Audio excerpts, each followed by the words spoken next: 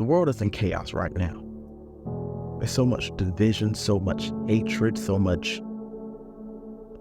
just going on. But we as the body of Christ must unite. I want to share scripture with you from Galatians chapter 6, verse 2. Bear ye one another's burden, and so fulfill the law of Christ. We must love one another.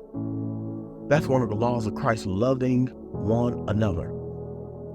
We have to show love to each other. The world is in chaos, yes, but why is the church in chaos? Why are we as the body of Christ not united together in love for one another? We're supposed to be setting the example for the world. How are we going to do that when we are in a mess and chaos ourselves? So as the church, as people who are believers in Christ, we got to love one another. We got to unite together to preach the gospel. That is our mission. That is our goal, to win souls. Yes, God does the soul winning, but God uses us to encourage someone, to speak to someone's heart. We have to be in the place to be able to do that. And how can we do that if we're all divided? If we're not on one accord with one another? We have to have love.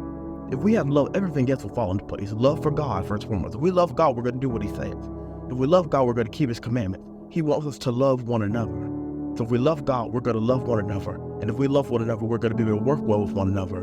And we all have to have the common goal of doing the will of God. We have made everything else a distraction. We've made everything else our first priority. But we have to get back to prioritizing the gospel, preaching the gospel, and winning souls. And once we get back to making God and winning souls for Him our priority, then this world can be ministered to. Because we have to stand as a united front. We have to reach these lost souls. It's going to take every hand that we could get. My pastor always says there's no unemployment problem in the kingdom. Everybody has a place. Everybody has a position. God has called each of us to do something. But we all play a part in reaching these lost souls for Christ. But we can't do that until we unite together. We can't do that until we're on one accord. So my friend, let this be an encouragement. Let's unite.